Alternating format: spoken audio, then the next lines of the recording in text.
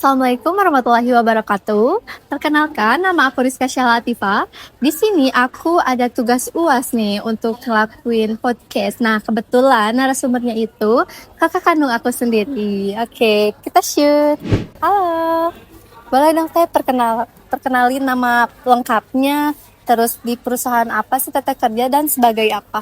Oke, halo semuanya. Kenalin aku Auliani Sarahmania, biasa dipanggil Aul.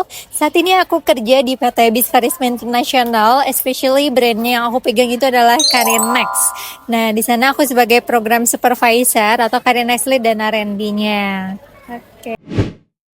Oke Teteh, jadi mungkin kan Teteh sebagai program supervisor nih, sejauh mana sih tim admin di bawah Teteh nih, khususnya kayak bagian administrasi itu dalam pemanfaatan AI di kerjaan sehari-harinya? Oke, kalau tim aku atau di Karinex sendiri itu sebenarnya banyak banget timnya.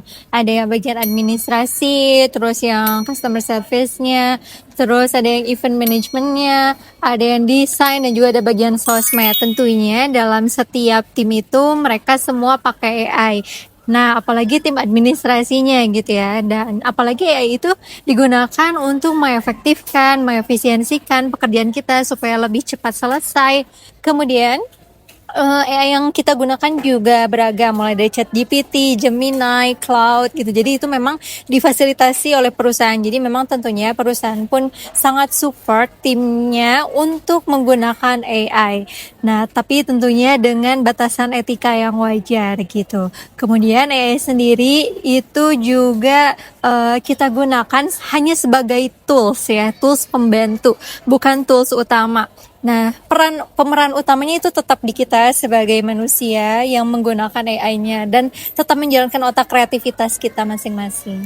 Oke, keren banget. Mungkin kita langsung next ke pertanyaan kedua.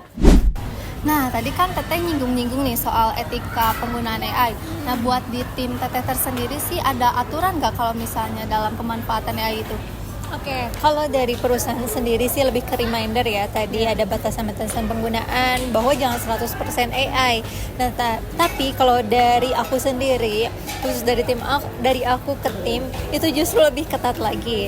Aku selalu periksa hasil pekerjaan mereka. Kalau misalkan aku sebagai pengguna AI tentu tahu banget ya gimana hasil AI itu seperti apa bahasanya dan lain sebagainya. Jadi kalau tim aku 100% pakai AI, selalu aku tegur gitu. Pasti ketahuan. Dan selalu aku revisi. Aku selalu ingetin bahwa aku udah ingetin gitu ya, jangan pakai AI 100%. Itu untuk pembantu aja. Otak kreativitas kita harus tetap jalan gitu. Kemudian jadi mereka harus tetap berpikir gitu. Dan AI itu hanya tools pembantunya. Mungkin jadi gak 100% dari AI gitu ya? Iya, gak boleh gitu. Apalagi ini perusahaan ya, dan ada beberapa bagian part kerjaan yang gak boleh di-upload ke AI karena itu rahasia perusahaan. Oh gitu, oke. Next.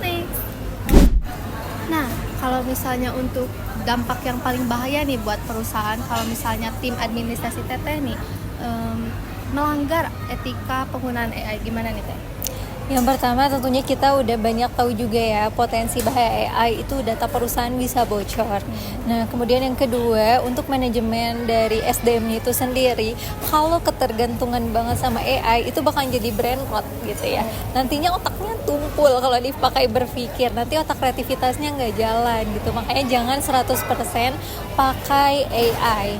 Nah, kemudian tentunya setiap brand itu nggak boleh ketergantungan ke AI. Kenapa sih harus tetap jalan gitu ya otak kreatifnya?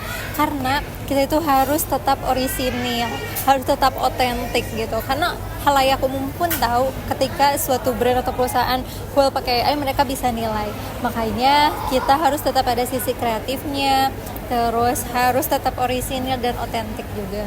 Oke, mungkin ini pertanyaan terakhir ya. Mungkin pesan terakhir nih dari Teteh tersendiri buat misalnya teman-teman di sana yang mau jadi administrasi gitu atau enggak jadi calon supervisor. Oke, sebenarnya mau teman-teman jadi tim administrasi, supervisor ataupun profesi apapun yang dibolehkan memanfaatkan AI. Yang pertama pesan aku silakan gunakan AI dengan bijak. Gitu ya, gunakan AI dengan bijak. Yang kedua, jangan sampai ketergantungan. AI itu hanya sebagai tools, pemeran utama dan istilahnya sutradaranya itu tetap di kita. Terus yang ketiga, kita harus tetap mikir. AI itu jangan malah bikin kita malas mikir, tapi justru bikin kita tambah semangat mikir. Jadiin dia itu jadiin dia itu teman untuk diskusi ide ketika kita stuck dan lain sebagainya gitu. Oke. Kemudian yang terakhir, pokoknya tetap upgrade skill.